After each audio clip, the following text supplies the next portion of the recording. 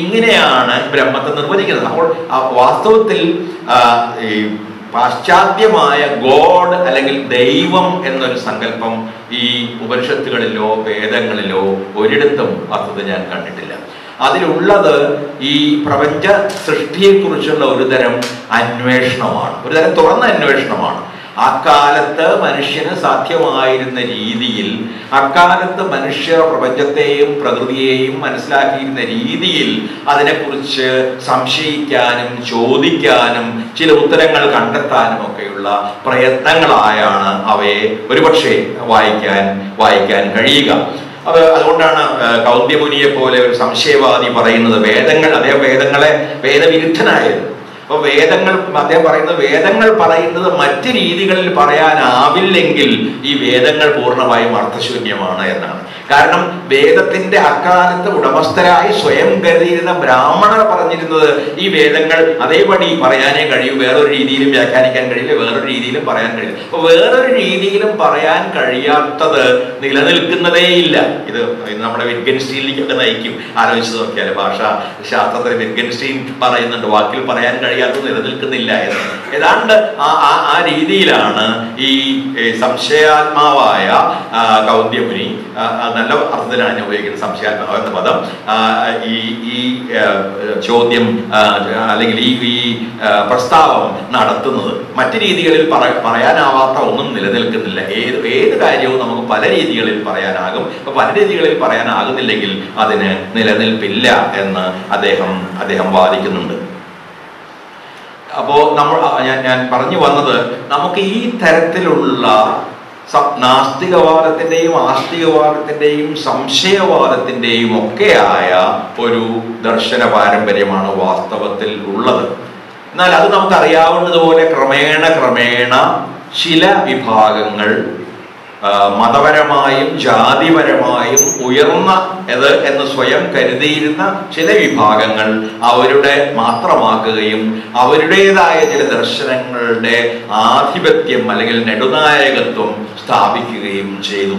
നായകത്വം എന്ന വാക്ക് പറയുമ്പോഴും എനിക്ക് മുരളി ഓർമ്മ വരും. കാരണം ഞങ്ങളൊക്കെ കൂടി ആലോചിച്ചിരുന്നത്, രാമേന്ദ്ര കൂടി ആലോചിച്ചിട്ട് ഉണ്ടാക്കിയൊരു വാക്കാണ്. അതായത് ആ വാക്ക് മുമ്പ് ഉണ്ടായിരുന്നു, പക്ഷെ ഹെഗേമനി എന്ന ആന്റോണിയോ ഗ്രാംഷി ഉപയോഗിക്കുന്ന വാക്കിന് എന്തായിരിക്കും മലയാളം?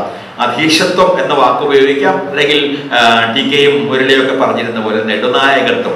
അധീശത്വം എന്നതുകൊണ്ട് ഉദ്ദേശിക്കുന്നത് അറിയാതെ തന്നെ നേരിട്ടുള്ള അധികാര പ്രയോഗത്തിലൂടെ അല്ലാതെ തന്നെ ഒരു സമൂഹത്തിൽ ചില ആശയങ്ങൾ നേതൃത്വം നേടുന്നതിനെയാണ്. ഒരു നേതൃസ്ഥാനത്ത് എത്തുന്ന അതിനെ സൂചിപ്പിക്കാനാണ് ഗ്രാംഷി ഈ വാക്ക് മാർക്സിസ്റ്റ് സംജ്ഞാവലിയിൽ അവതരിപ്പിച്ചത്, ഹെഗേമനി എന്ന വാക്ക്. അതായത് ഈ തരത്തിലുള്ള നാം അറിയാതെ തന്നെ നമ്മുടെ മുകളിൽ സ്ഥാപിക്കപ്പെടുന്ന ചില അധീശത്വങ്ങൾ. ഒരു സമൂഹത്തിൽ അവർക്ക് ഭരണം നേടാനായില്ലെങ്കിൽ പോലും സമൂഹ മനസ്സുകളെ ഭരിക്കാൻ അവരെ പ്രാപ്തരാക്കുന്ന രീതിയിലുള്ള ചില ആശയങ്ങളുടെ വ്യാപനവും അതിൻ്റെ നെടുനായകത്വവും. ആ അർത്ഥത്തിൽ ചില ആശയങ്ങൾ പ്രാചീന ഇന്ത്യയുടെ ചിന്തയിൽ നിന്ന് നെടുനായകത്വം നേടി അതിൻ്റെതായ ഒരു ഏജന്റ് അല്ലെങ്കിൽ അതിനെ പ്രാവർത്തികമാക്കിയ ആളുകളുണ്ടായിരുന്നു, മതവിഭാഗങ്ങളുണ്ടായിരുന്നു, ജാതി വിഭാഗങ്ങളുണ്ടായിരുന്നു.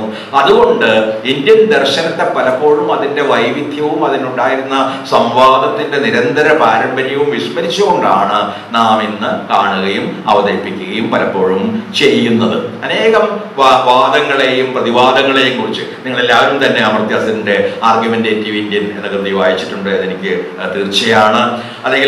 അല്ലെങ്കിൽ കുറെ കൂടി സമീപകാലത്ത് അശോക് വാജ്പേയി എഡിറ്റ് ചെയ്ത വളരെ പ്രധാനമായ ഒരു പുസ്തകമുണ്ട്, ഇന്ത്യ ഡിസെൻറ്റ്സ്. തീർച്ചയായും നിങ്ങൾ പ്രൊഫസർ താപ്പറുടെ ഡിസെന്റ് എന്നുള്ള പുസ്തകം വായിച്ചിട്ടുണ്ടാവും.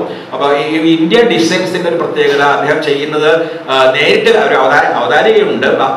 ഈ തരത്തിലുള്ള ഭിന്ന ചിന്താധാരകൾ തമ്മിൽ നടന്ന സംവാദങ്ങളുടെ പരിഭാഷകൾ ഈ സമാഹാരത്തിലൂടെ അവതരിപ്പിക്കുകയാണ്. അതിലൂടെ നമുക്ക് ഈ ശരിയായ ഒരു ആർഗ്യുമെന്റേറ്റീവ് ഇന്ത്യന്റെ ചിത്രം കിട്ടുന്നു.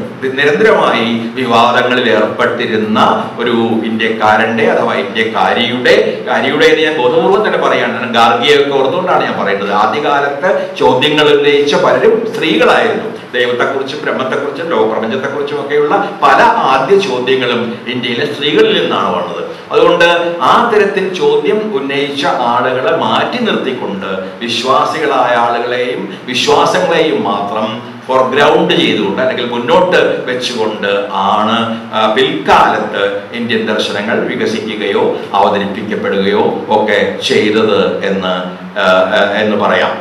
അനേകം ഞാൻ ആ വിവാദങ്ങളുടെ ദീർഘചരിത്രത്തിലേക്ക് ഒന്നും ഞാൻ കടക്കുന്നത് നിങ്ങൾക്ക് ഒരു പക്ഷേ ഏറ്റവും പരിചിതമായിരിക്കുക ശങ്കരാചാര്യരും മണ്ഡനമിശ്രനും പത്നിയായിട്ടുള്ള ഉദയഭാരതിയും തമ്മിൽ നടന്നിട്ടുള്ള തർക്കങ്ങൾ ആയിരിക്കാം. അത് വളരെ ഈ വിവാദങ്ങളിൽ ഏറ്റവും പ്രശസ്തമായ ഒന്നാണ്. ആ തരത്തിലുള്ള അനേകം വിവാദങ്ങൾ ഈ ഇതിഹാസങ്ങളിൽ രാമായണം പോലുള്ള മഹാഭാരതം പോലുള്ള ഇതിഹാസങ്ങളിൽ ഭാഗവതം പോലുള്ള കൃതികളിൽ പോലും ഈ തരത്തിൽ ഒരുപാട് വാദവിവാദങ്ങൾ ഉണ്ട്. ചോദ്യങ്ങൾ ഉന്നയിക്കപ്പെടുന്നുണ്ട്, ചോദ്യങ്ങൾക്ക് ഉത്തരങ്ങൾ നൽകപ്പെടുന്നുണ്ട്, ആ ഉത്തരങ്ങൾ കൊണ്ടും സമാധാനം കിട്ടാതെ വീണ്ടും ചോദ്യങ്ങൾ ഉന്നയിക്കപ്പെടുന്നുണ്ട്. അത്തരം ഒരു രീതി നമ്മുടെ ദർശനങ്ങളിൽ എന്ന് പറയുന്നത് നമ്മുടെ ഇതിഹാസങ്ങളിലും കാണാം എന്നാണ് ഞാൻ പറഞ്ഞു വരുന്നത്. അതുപോലെ തന്നെ നമുക്ക് പരിഹാസത്തിന്റെ ഒരു വലിയ പാരമ്പര്യമുണ്ട്. സംസ്കൃത നാടകങ്ങളിലെ വിദൂഷകന്റെ കാലം മുതൽ നമ്മുടെ ചാക്യാർ കൂത്ത് പറയുന്ന ചാക്യാർ വരെയുള്ള ഒരു ദീർഘ പാരമ്പര്യം. ഈ വിദൂഷക പാരമ്പര്യവും വേറൊരർത്ഥത്തിൽ ഈ ആർഗ്യുമെന്റ് വിവാദാത്മകമായ പാരമ്പര്യത്തിന്റെ തന്നെ ഒരു സവിശേഷമായ പ്രകടനമാണ്. രാജാവിന്റെ മുമ്പിൽ വെച്ച് രാജാവിനെ കളിയാക്കുന്നതിൽ നിന്ന് ചാക്യാരെ ആർക്കും വിലക്കാൻ കഴിയുമായിരുന്നില്ല. ആ സമയത്ത് ആ പ്രത്യേക സമയത്ത് നമ്മൾ തെയ്യങ്ങളെ പറ്റിയൊക്കെ പറയും. പിന്നീട് അവര് വീണ്ടും സമൂഹത്തിന്റെ പിന്നിലേക്ക് തള്ളി മാറ്റപ്പെടുന്നുണ്ടാകാം. പക്ഷെ ആ സമയത്ത് തെയ്യം ഒരു ദൈവം തന്നെയാണ്, അതിനപ്പുറത്ത് ഒന്നുമില്ല. അതുപോലെ ഈ ചാക്യാർ കൂത്ത് പറയുന്ന സമയത്തെങ്കിലും രാജാവിനെയോ അതിനും വലിയ ഏതെങ്കിലും അധികാരിയുണ്ടെങ്കിൽ ആ അധികാരിയെയോ വിമർശിക്കാനുള്ള സ്വാതന്ത്ര്യം ഈ ചാക്യാർക്ക് ഉണ്ടായിരുന്നു. ഇങ്ങനെയുള്ളൊരു പാരമ്പര്യമുണ്ട്. അതിൽ നിന്നാണ് പിന്നീട് അനേകം നമ്മുടെ ഞാൻ പറഞ്ഞ പോലെ സംസ്കൃത നാടകങ്ങളിൽ വിദൂഷകരുണ്ട്. പിൽക്കാലത്ത് വന്ന അനേകം നാടകങ്ങളിൽ ആ തരത്തിലുള്ള വിദൂഷകർ പല രീതിയിൽ പ്രത്യക്ഷപ്പെട്ടിട്ടുണ്ട്. ഈ വിദൂഷകർ മിക്കവരും വലിയ തത്വചിന്തകരായിരുന്നു. ഷേക്സ്പിയറിനെ വായിച്ചിട്ടുള്ളവർക്ക് അറിയാം. ഷേക്സ്പിയറിന്റെ ഫോൾസ്റ്റാഫ് എന്ന കഥാപാത്രം വിദൂഷകനായിട്ടാണ്, ഫൂൾ ആയിട്ടാണ് അവതരിപ്പിക്കപ്പെടുന്നത്. പക്ഷേ ഒരുപക്ഷെ അതിലത്തെ എല്ലാ കഥാപാത്രങ്ങളെക്കാളും ബുദ്ധിയുള്ള കഥാപാത്രം ഫോൾസ്റ്റാഫാണ്. നിങ്ങൾക്ക് അത് ഓർമ്മ വരുന്നുണ്ടാവും. എന്താണ് വാട്ട് ഈസ് ഓണർ എന്നുള്ള അദ്ദേഹത്തിന്റെ വളരെ പ്രശസ്തമായ സംസാരം. എന്താണ് ഈ മാന്യത എന്ന് പറയുന്നത് എന്താണ്? ഈ മാന്യതയുടെ വിലയില്ലായ്മയെ കുറിച്ചുള്ള അദ്ദേഹത്തിന്റെ ദീർഘപ്രഭാഷണം മാത്രം ഓർമ്മിച്ചാൽ മതി. എന്തുമാത്രം കൃഷ്ണാശാലിയായിരുന്നു ഫോൾസ്റ്റാഫിനെ പോലെ ഒരു വിഡ്ഢിയായി സ്വയം കാണിച്ച വിദൂഷകനായി നാടകകൃത്ത് അവതരിപ്പിച്ച, എന്നാൽ അദ്ദേഹം വിദൂഷകനല്ലെന്ന് നന്നായി അറിഞ്ഞുകൊണ്ട് തന്നെയാണ് ഷേക്സ്പിയർ അവതരിപ്പിച്ചെന്ന് ഞാൻ വിശ്വസിക്കുന്നു. ആ തരത്തിലുള്ള ഒരു കഥാപാത്രം. അപ്പൊ ഈ തരത്തിൽ പല തലങ്ങളിൽ അധികാരം നിലനിൽക്കുന്നതോടൊപ്പം അധികാരികളെ പരിഹസിക്കുന്നവരും അധികാരികളെ എതിർക്കുന്നവരും അധീശ ചിന്തകളെ എതിർക്കുന്നവരും ഒക്കെ കൂടി നിലനിന്നിരുന്ന ഒരു പാരമ്പര്യധാര. അത് മാത്രമായിരുന്നു നമ്മുടെ പാരമ്പര്യം, ഞാൻ പറയുന്നില്ല. അടിമത്തത്തിന്റെ വലിയ ഇരുണ്ട ഒരു വലിയ പാരമ്പര്യം നമുക്കുണ്ട്. അതോടൊപ്പം തന്നെ ഈ രീതിയിൽ തുറന്നു കിടക്കുന്ന, പല രീതികളിൽ വ്യാഖ്യാനിക്കാവുന്ന, പല രീതികളിൽ വായിക്കാവുന്ന ചിന്തയുടെ, ആശയത്തിന്റെ, ദർശനത്തിന്റെ ഒരു ധാര കൂടി നമ്മുടെ ഭൂതകാലത്ത് ഉണ്ട് എന്ന് ഞാൻ വിചാരിക്കുന്നു. ഈ ധാരകളെ കുറിച്ച് പറയുമ്പോൾ പലപ്പോഴും ഉപയോഗിക്കപ്പെടുന്ന രണ്ട് പ്രധാനപ്പെട്ട വാക്കുകളുണ്ട്. അത് ഞാൻ പലയിടത്തും ഉപയോഗിച്ചിട്ടുള്ളതാണ്. ഞാനല്ല ഉപയോഗിച്ചത്, ആദ്യം ഉപയോഗിച്ച പതഞ്ജലിയാണ്. ശ്രമണം, ബ്രാഹ്മണം എന്ന വാക്കുകൾ. അപ്പോൾ ഇന്ത്യയുടെ ചരിത്രത്തിലുടനീളം നിലനിന്നിട്ടുള്ള സംഘർഷങ്ങളിൽ ഒന്ന് ബ്രാഹ്മണരും ശ്രമണരും തമ്മിലുള്ള സംഘർഷമാണ്. ഈ വാക്കുകൾ നിലവിൽ വരുന്നത് ബുദ്ധന്റെയും മഹാവീരന്റെയും കാലത്താണ്. ബ്രാഹ്മണൻ എന്ന വാക്ക് അതിന് മുമ്പുണ്ടായിരുന്നു. പക്ഷേ ശ്രമണൻ എന്ന വാക്ക് അന്ന് വളരെ പരിമിതമായ അർത്ഥത്തിലാണ് പലപ്പോഴും ഉപയോഗിക്കപ്പെട്ടത്. സന്യാസി, മുമുക്ഷു, അല്ലെങ്കിൽ ഒന്നുമില്ലാത്തവൻ, അലഞ്ഞു തിരിഞ്ഞ് സ്വന്തം ഉപജീവനം സമ്പാദിക്കുന്ന ആളുകൾ. പക്ഷേ ശ്രമണർ എന്ന വാക്കിന്റെ മൂലം അന്വേഷിച്ചു പോയാൽ നാം എത്തുക ശ്രമം എന്ന വാക്കിലാണ്. ജോലി ചെയ്ത് ജീവിക്കേണ്ടി വരുന്ന ആളുകൾ. അപ്പൊ ജോലി ചെയ്യാതെ ജീവിക്കേണ്ടി വരുന്ന കുറെ ആളുകൾ, മറ്റുള്ളവരുടെ അധ്വാനം കൊണ്ട് ജീവിക്കുന്ന കുറച്ച് ആളുകളും, സ്വന്തം അധ്വാനം കൊണ്ട് ജീവിക്കുന്ന ഒരു മഹാഭൂരിപക്ഷവും, അത് ഇന്ത്യയുടെ സംസ്കാരത്തെ എന്നും നിർവചിച്ചു പോന്നിട്ടുണ്ട്. അത് തമ്മിലുള്ള സംഘർഷം വളരെ നിർവചനീയമായ ഒരു പങ്ക് നമ്മുടെ പാരമ്പര്യത്തിൽ മുഴുവൻ തന്നെ വഹിച്ചിട്ടുണ്ട്.